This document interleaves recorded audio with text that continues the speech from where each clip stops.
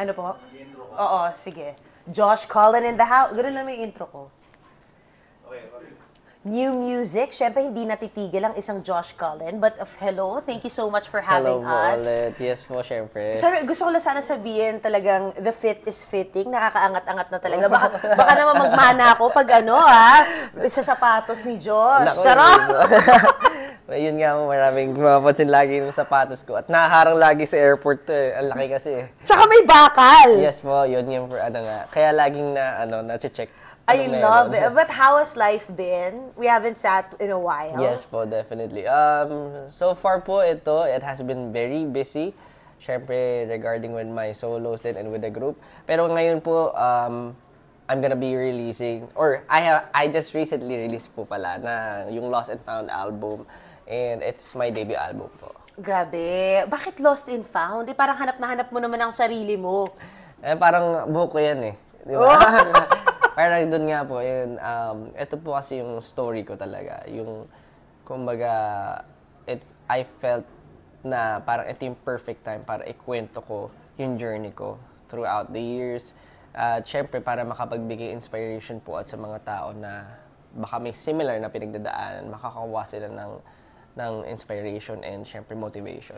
Wow. What keeps you grounded sa lahat ng success mo? I know sa P-pop, parang matagal na panahon na since nung na-launch kayo. Pero honestly, if you're looking outside the music scene, parang since 2019, tama ba? 2020, hindi pa rin naman pala ganun katagal din. Pero ang layo-layo na narating mo.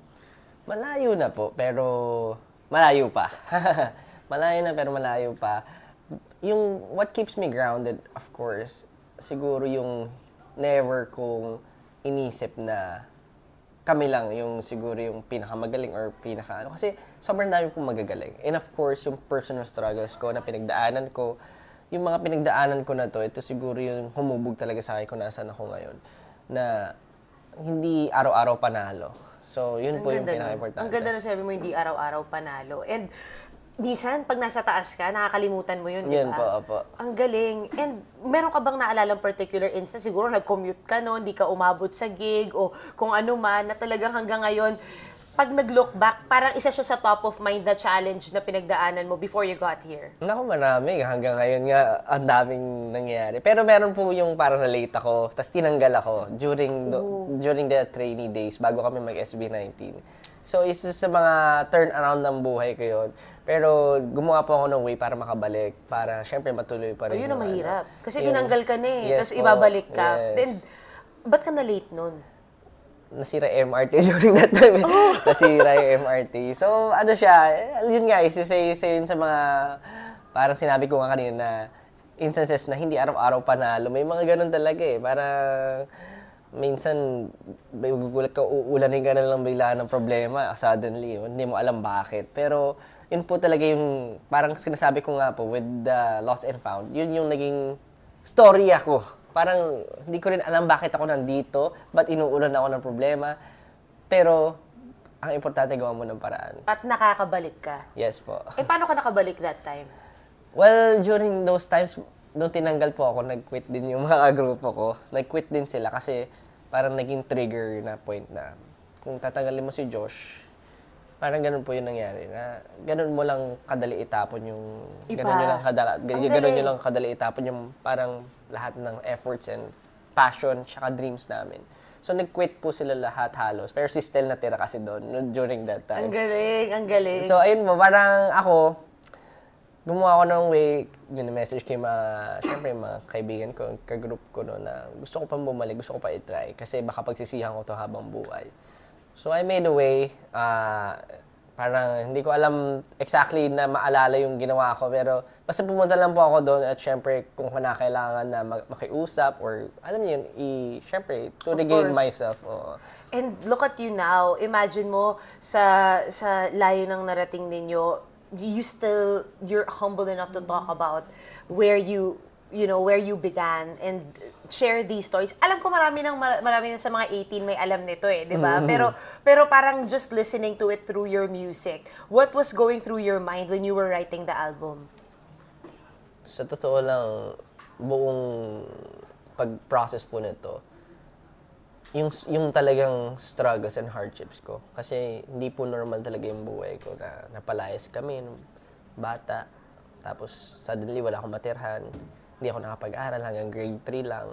So yung mga, alam niyo yun, yung mga ganong details na hanggang ngayon, minsan magka-flashback siya. Ang hirap niya. Mas masakit, no? Ang hirap po. Kaya parang, kaya nung sinusulat ko siya, and habang pinaplay ko ngayon yung mga kanta ko, so totoo naiiyak pa rin ako. Parang naiiyak nga ako na narinig ko rin yun. Kasi as a child, yung emotions mo, iba pa eh. Di ba? So, and trauma yun. Sa totoo lang, trauma yun. And imagine mo, parang naging channel yung mga kanta mo para i-release yung trauma na yun. But right now, nung nagiging successful ka na, road to where you are right now, paano mo, kunwari yung how you handle money, how you handle success, ano yung parang sobrang praning ka ba pagdating sa kinikita mo o sa pino-purchase mo or sa how you handle your fame right now? Well, ako yung pinaka-kuripot sa amin. So, technically, medyo may pagka-praning ako to those stuff kasi nakakatakot mawala lahat. Siyempre, tagal mong pinaghirapan eh. Parang, ito yung struggle, ito pala yung success eh. Kumbaga, malaki na yung success, pero ito pa lang yung years na na-experience mo to. Nakakatuwa. What if bumaliktad ulit, di ba? So, parang ako, mas minimake sure ko na secured in the future. Talagang I never stop grinding and growing. Nag-aaral ako ng mga business matters. And syempre, hindi lang, yun nga, parang hindi lang basta release or ganito na, okay, sikat na ako, kaya ko nang bilhin lahat. Hindi ganun. Kasi in an instant or in a glimpse, baka mawala lahat eh. So parang ngayon pa lang, syempre, tinutulungan ko yung family ko. Unang-una, ako po yung breadwinner sa amin. Kaya support talaga 100%. Tapos tsaka ini-strategize ko rin paano yung gagawin ko in the future. Ang galing. So may negosyo ka na ngayon? Well, syempre, ang negosyo naman, primary negosyo ko is, syempre may 1Z. Of course. And of course, ang music ko. And marami pa pong coming. Iba. Oh. Hindi ko na kailangan sabihin lahat. Pero ano naman po ako, ever since business-minded naman. Ang galing. Sobrang galing. And Josh, ito na nga, no? Ngayon na meron ka music video, may single ka, parang sunod-sunod. Parang hindi ka nagkakaroon ng mental roadblock pagdating sa creativity. No? Sakit sa ulo mo. Oo. Alam niyo, hindi. Actually, meron. Pero I had to force myself. Parang meron nga akong linya dun sa No Control, dun sa single ko po na may music video ngayong araw.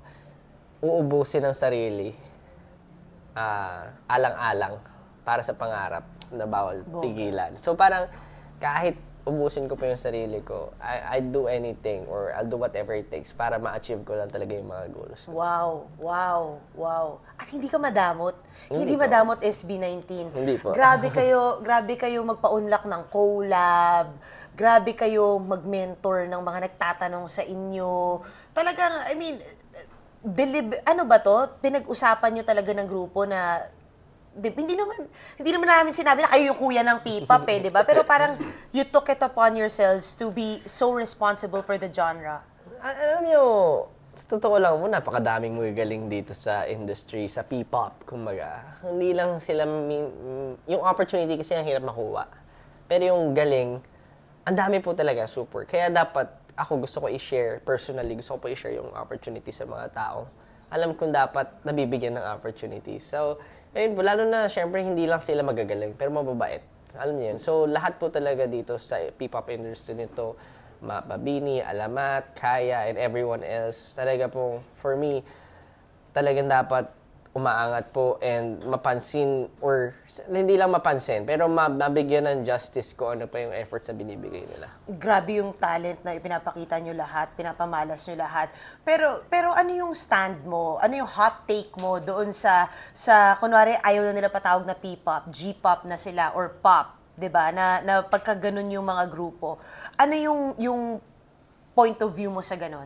Sa akin, wala naman po siyang kaso. Kung yun talaga yung tingin nila sa grupo nila, I think it's a good way of siguro being an innovation, siguro bringing new to the culture or genre. Wala naman pong masama doon. And I feel like okay lang din po. Kasi katulad namin, parang dati nahihirapan ko kami i-differentiate kung ano yung genre namin. So, pinagpilitan ko, sinasabi ko sa lahat ng interviews, P-pop, P-pop, P-pop. So, parang bago siya sa pangmagatingan ng mga nagtao. Pero, hanggat noong time na yun, na ginagawa ko siya ng paulit-ulit, parang eventually, nagbunga rin po. Oo, di ba? I mean, P-pop, meron ng feature documentary about how it grew so much, di ba? At yung mga story na ginagawa.